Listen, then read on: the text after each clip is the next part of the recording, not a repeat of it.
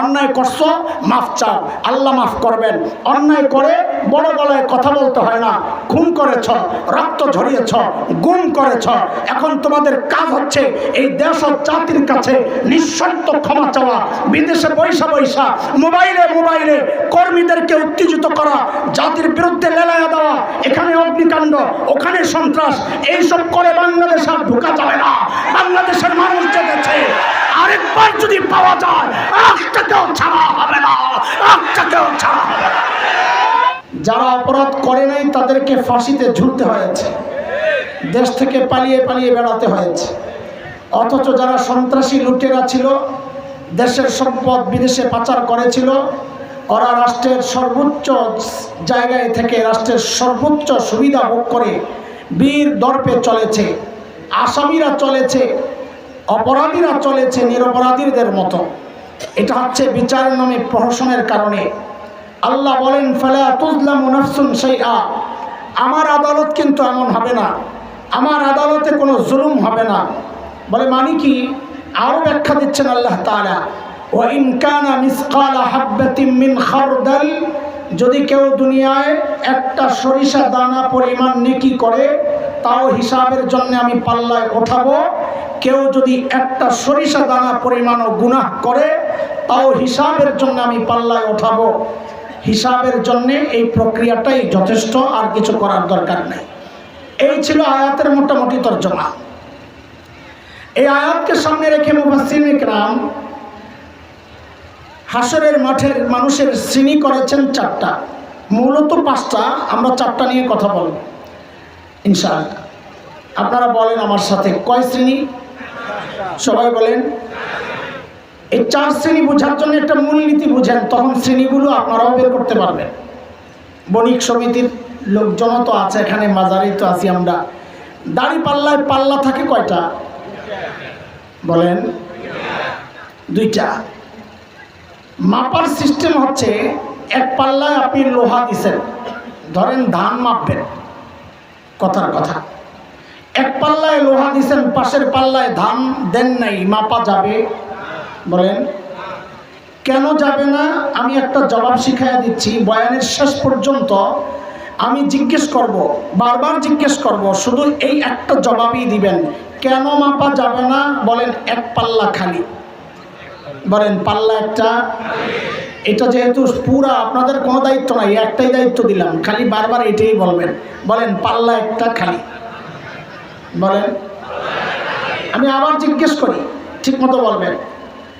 এক পাল্লায় লোহা দেওয়া, পাশের পাল্লায় ধান দেওয়া হয় না, এই মাপা যাবে? কেন যাবে না? পাল্লা একটা খালি। সাবাস। ঠিক এর উল্টাও হতে পারে, এক পাল্লায় ধান দিছেন, পাশের পাল্লায় পাথর দেন নাই, মাপা যাবে? কেন যাবে না? পাল্লা একটা খালি। মাশাআল্লাহ। হাসরের মাঠে যারাই আসবে তাদের মধ্যে একটা শ্রেণী এমন আসবেন যাদের নেকির পাল্লায় নেকি তো আছে, কিন্তু গুনার পাল্লায় গুনাহ নাই একটাও। বলেন, তাদের আমল মাপা যাবে? কেন যাবে না? হ্যাঁ তো সাবাস। বলেন সবাই, কেন মাপা যাবে না? তাদের জন্যই আল্লাহর ফয়সালা, তারা বিনা হিসাবে জান্নাতে চলে যাবে। এই বিনা হিসাবে যাবেন, তাদের আমলের হিসাব হবে না। কেন হিসাব হবে না? পাল্লা একটা খালি। সাবাস।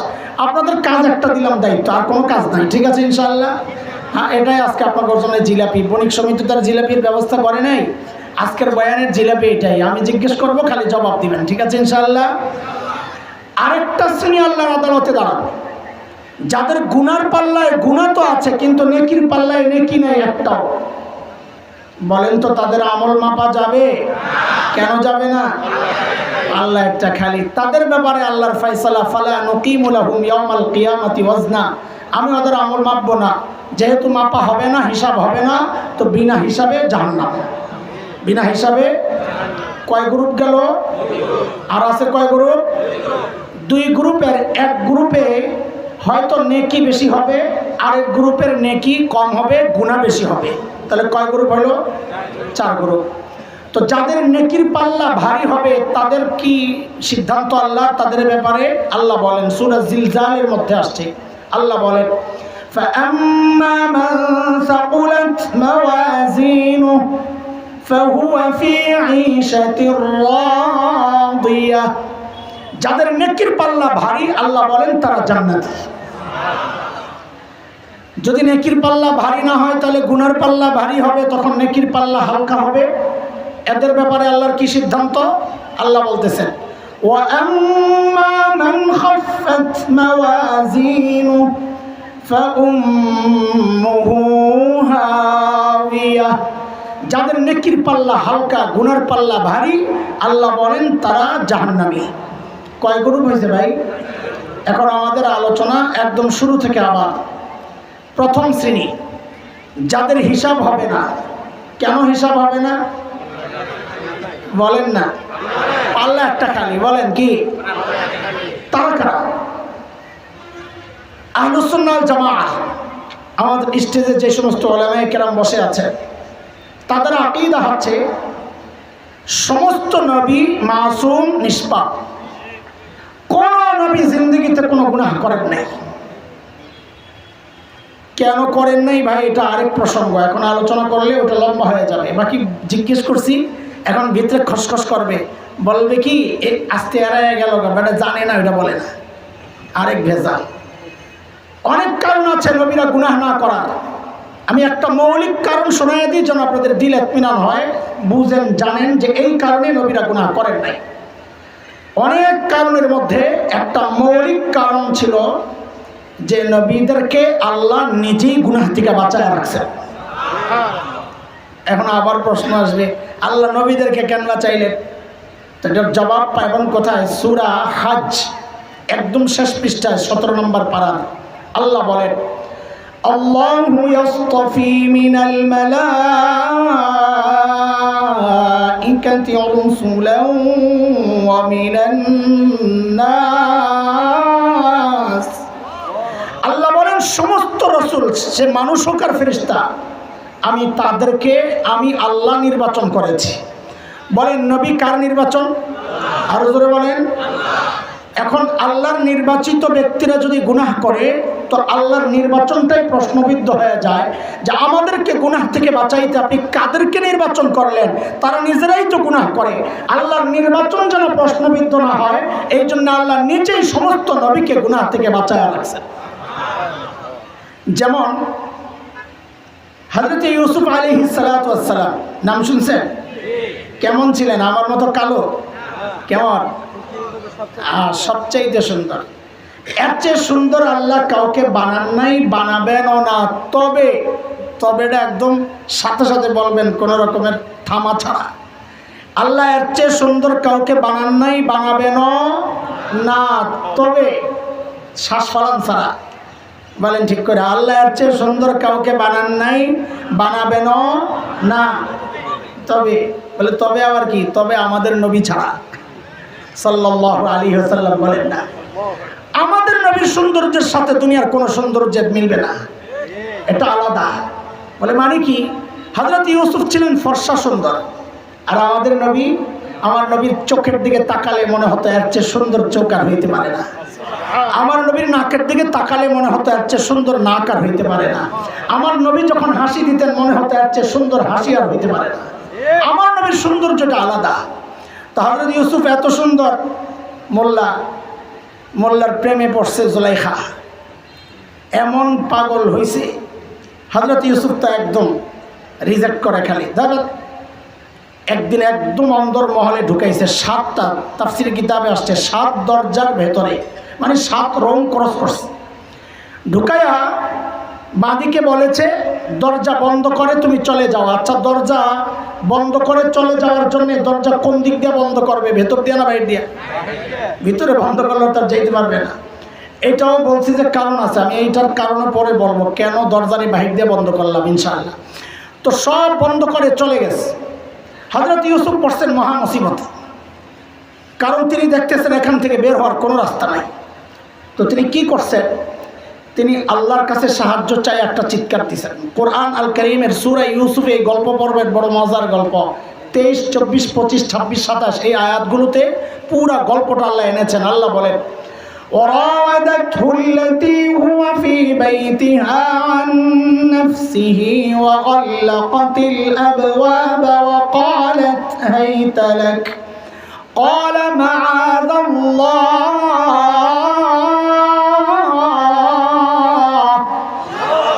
إنه ربي أحسن مثواي إنه لا يفلح الظالمون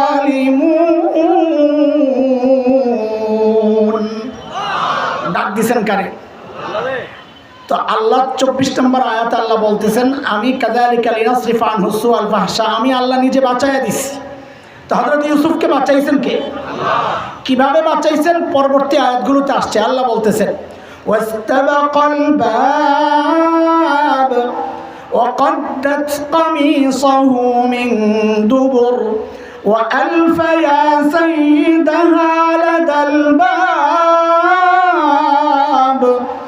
قالت ما جزاء من أراد بأهلك سوءا إلا أن يسجن أو عذاب أليم হযরত ইউসুফ দৌড় দিয়েছেন দরজার দিকে কোন দিকে কথা বলে উনি কি দেখেন নাই দরজা যে বাহির দিয়ে বন্ধ ওই জন্য বলছি কথাটা দেখেন নাই আরে ভেতর দিয়ে বন্ধ থাকলে তো ট্রাই করতো তালা তোলা টাইনা টুনা দেখে খোলা যায় কিনা দরজা তো বাহির দিয়ে বন্ধ তো এই ট্রাইয়েরও তো সুযোগ নেই তাহলে কেন দৌড় দিলেন আন্দাজি কারণ তিনি তার ঈমান ছিল নবীওয়ালা ঈমান তিনি চিন্তা করেছেন আমি যে আল্লাহকে ডেকেছি সাহায্যের জন্য ওই আল্লাহ আমাকে একা ছাড়তে পারেন না তো দৌড় দিয়েছেন দরজার দিকে বিভিন্ন বড় বড় মার্কেটে দেখবেন গ্লাসের ডোর দুই দিক থেকে বন্ধ হয় সেন্সর লাগানো মানুষ যখন যায় মানুষের গ্রান পাইলে আস্তে দরজা খুলে যায় আবার চলে গেলে আবার দরজা ক্লোজ হয়ে যায় দেখেন নাই ওখানেও একটা মেশিন লাগানো ছিল সেই মেশিনটা হচ্ছে আল্লাহর হুকুমের মেশিন কার মেশিন যেই হযরত ইউসুফ দরজার সামনে গেছেন দরজা খাট করে খুলে গেছে একটা দুইটা তিনটা চারটা পাঁচটা ছয়টা খুইলা 7 নম্বর মেন দরজা এটার সামনে যায় যখন দরজা খুলছে যায়ই পড়ছে জামাইয়ের সামনে আচ্ছা এই দৃশ্য দেখলেই তো বোঝা যায় কে অপরাধী ইউসুফ দৌড়াইতেছে পিছন দিয়া জুলাইখা ধাওয়া করছে দেখলে বোঝা যায় না কে অপরাধী জুলাইখা ধরার চেষ্টা করছে মোল্লার জামা তো নরম পচা কাপড় পিছন দিয়া টাইনা টুইনা ছিঁড়াইছে জামা হ্যাঁ কোন দিক দিয়ে ছিঁড়ছে হ্যাঁ খেলা এখানে পরে আবার কাজে লাগাবো ইনশাআল্লাহ যাই পড়ছে জামাইয়ের সামনে পড়ে মহিলা জাগায় পোল্ট্রি মারছে পোল্ট্রি বুঝেন তো না ঘুরে গেছে কি বলে আপনার স্ত্রীর সাথে অপকর্মের চেষ্টা যে করলো তার শাস্তিটা কি হওয়া উচিত দেখছেন নি অবস্থা অপরাধ করলো কে আমাকে আমার সাথে কথা বলতে হবে আমি একা একা কথা বলবো না এত ঠেকি নাই বলেন জোরে বলেন অপরাধ করছেন কে অথচ দায় চাপাইতেছে কার উপর তো অপরাধ করছে নিজে চাপায় মোল্লার কান্দে পুরাই হাসিনা স্টাইল আর কথা বলেন না কার স্টাইল এটা হাসিনার স্টাইল গোটা 16 বছর এই কাজই করছে বেনি এখন নিজেই বলতেছে শাস্তি কি হওয়া উচিত সিদ্ধান্ত নিজেই দেয় ওরা আয়না করে ঢুকান আপনি করবেন তখন কি আয়না করছিল ছিল নাম আর একটা ছিল আর কি জিনিস একটাই ইল্লা ইউসজান অথবা রিমান্ডে নিয়ে একটা কঠিন পিটা লাগাইয়া দেন কারণ রিমান্ডে নিয়ে তো এমন শাস্তি দেয় বড় আজীব শাস্তি আল্লাহ মাফ করুক সবাইকে আল্লাহ হেফাজতে রাখেন যে পড়ছে সে জানে জুলাইখার স্বামী তো ইউসুফ আলাইহিস সালামকে আগের থেকেই চিনে হয়তো 2 নম্বর লোক না ঘটনা একটা আছে কি হয়েছে ইউসুফ কি সমস্যা কি বলে হিয়া রাওয়াদাতনি আন নাফসি এই মহিলা নিজেই যা করার করছে আমি কিচ্ছু করি নাই এখন আরেক উল্টা কাজ হইতেছে মিশরের গভর্নর বলে তুমি যে অপরাধ করো নাই তার প্রমাণ দাও দেখেন কারবার দুনিয়ার আদালত ইসলামী আইন সব জায়গায় একই সিস্টেম প্রমাণ দিবে বাদী আমরা পড়েছি কিতাবে আল বাইয়িনাতু আলাল মুদ্দাই যে দাবি করে প্রমাণ সে দেয় এখানে অপরাধের দাবি করছে জুলাইখা কাজী প্রমাণ কার দেওয়ার কথা বলেন কার দেওয়ার কথা অথচ প্রমাণ চাওয়া হচ্ছে কার কাছে এটা ঠিক আছে নিয়ম না উল্টাইছে? কেন উল্টাইলো? কারণ তখন জুলেখার ক্ষমতায় থাকলে নিয়ম উল্টানোর নামই হচ্ছে নিয়ম। কথা বুঝেন না আপনার? কিছু বুঝেন না নাকি? হ্যাঁ, এখন হযরত ইউসুফ চিন্তা করেন, আরে আমি প্রমাণ পাবো কই, ভিতরে ছিলাম মহিলার আমি একা। কিন্তু তিনি নিরাশ হন নাই, কারণ ডাক দিছেন কাকে? এর মধ্যে জুলেখার এক ফুফাতো বোন আসছিল বেড়াইতে, তার ছোট্ট এক পিচ্চি ছেলে দুধের বাচ্চা। এমন কান্না শুরু হয়েছে, একেবারে থামার কোনো নামগন্ধ নাই, যেন কান্নার কোনো রেকর্ড ছেড়ে দিছে। হযরত ইউসুফকে কাহিনী একটা আছে, এই বেটা এমনি কান্দতেছে কে? বলে আমার পক্ষে সাক্ষী দিবে ওই পিচ্চি। সুবহানাল্লাহ, কি বাড়ির জায়গা পড়বে? পিচ্চি তো কথাই বলতে পারে না, সাক্ষী দিবে কেমনে? জুলেখা বলে মনে মনে, চান্দু খাইছ ধরা। অস্বীকার করতে প্রমাণ তোমারও নয় আমারও নয়, বাইচা যেতাম দুইজনে। এখন পিচ্চিরে জিজ্ঞেস করা হবে, পিচ্চি অপরাধ কে করছে? পিচ্চি বলবে ওয়া, আর খাইবা বাড়ি। আল্লাহু আকবার। পিচ্চি কান্না অবস্থায় আনতেছে, যেই দরবারে আসছে পিচ্চির কান্না থেমে গেছে। মিশরের গভর্নর জিজ্ঞেস করে, হ্যাঁ পিচ্চি অপরাধ কে করছে রে? দেখেন কারবার। এখন পিচ্চি যদি ডাইরেক্ট বলে জুলেখা করছে, তো দরবারের শয়তানরা কি বলবে? বলে মোল্লারা কত কিছু জানে, জাদু দিয়া বাইর করছে। কারণ মোল্লারা তো শাপলা চত্বরে রং মেঘা শুয়েও থাকতে পারে। এটা তো হেই মোল্লা একই তো গুরু, কথা কর না, কিছু জানেন না থাকেন কেমন? মোল্লারা বলে শাপলা চত্বরে রং মেঘা শুয়ে আসিল। আল্লাহ, এরকম রং একটু যদি আমরা মাখতে পারতাম, হ্যাঁ রে, এই বেডির এরকম রং যদি একটু মাখতে পারতাম। আরে কথা বলেন না? হ্যাঁ, কলজাটা একটু ঠান্ডা হইতো। আল্লাহ তাআলা এই কথার সুযোগ রাখেন নাই। পিচ্চির জবান দিয়ে আল্লাহ এমনভাবে কথা প্যাকেট করে বাইর করছেন। পিচ্চি কি বলে? ইন কানা কামিসুহু কুদ্দা মিন কুবুল ফাসাদাকাত ওয়া হুয়া মিনাল কাযিবিন ওয়া ইন কানা কামিসুহু কুদ্দা মিন দুবুর فكذبت وهو من الصادقين। পিচ্চি বলে কি, ইউসুফ আলাইহিস সালামের জামা চেক করেন। জামা কই, জামা চেক করবো মানে? কাহা জামা চেক করে দেখেন, জামা যদি দেখেন সামনে দিয়া ছিঁড়া, তো মনে করবেন ইউসুফ অপরাধী, জুলেখা নিরপরাধ। ইউসুফ হামলা করেছে, জুলেখা আত্মরক্ষার্থে নিজেকে বাঁচার জন্য ইউসুফের জামা জুমা টাইনা ছিঁড়ছে। আর যদি দেখেন জামা পেছন দিয়া ছিঁড়া, তাই বুঝবেন কেস ফিটিং। জুলেখা অপরাধী, ইউসুফ নিরপরাধ। ফালাম্মা রাআ কামিসাহু কুদ্দা মিন দুবুর, জামা চেক করে দেখে জামা পেছন দিয়া ছিঁড়া। সুবহানাল্লাহ। এখন আজিজে মিসর কি বলে? ইন্নাহু মিন কাইদিকুন্না, তোকে বেডিগো চক্রান্ত এটা। ইন্না কাইদাকুন্না আযীম, বেডিদের চক্রান্ত বড় মারাত্মক। এই এতক্ষণ গল্প শোনানো আমার মাকসাদ না, আমি তো যাবো আরেক জায়গায়, আরে বয়ানের আরেক জায়গায়, মানে জায়গা আরেকটা না, মানে অন্য কথা বলবো আর কি। কিন্তু এই পর্যন্ত কেন আনছি? এই যে সামনের কথাটুকু বলার জন্যে। তখন মিশরের গভর্নর কি বললেন? ইউসুফ আরিদান হাজা, কাউরে কিচ্ছু বইল না, মানিজ্যতের ব্যাপার। জুলেখা অপরাধ করছো, আবার আরেকজনের কান্দে চাপাও না, সুরি সুরের মার বড় গলা। না নিয়ম এটা না। ইস্তাগফিরি লিজাম্বিক ইন্নাকি কুনতি মিনাল খাতিইন। অন্যায় করছো, মাফ চাও, আল্লাহ মাফ করবেন। অন্যায় করে বড় গলায় কথা বলতে হয় না। খুন করেছ, রক্ত ঝরিয়েছ, গুম করেছ, এখন তোমাদের কাজ হচ্ছে এই দেশ ও জাতির কাছে নিঃশর্ত ক্ষমা চাওয়া। বিদেশে বৈশা মোবাইলে কর্মীদেরকে উত্তেজিত করা, জাতির বিরুদ্ধে লেলায়া দেওয়া, এখানে অগ্নিকাণ্ড, ওখানে সন্ত্রাস, এইসব করে বাংলাদেশ আর ঢুকা যাবে না। বাংলাদেশের মানুষ জেগেছে, আরেকবার যদি পাওয়া যায় একটাকেও ছাড়া হবে না।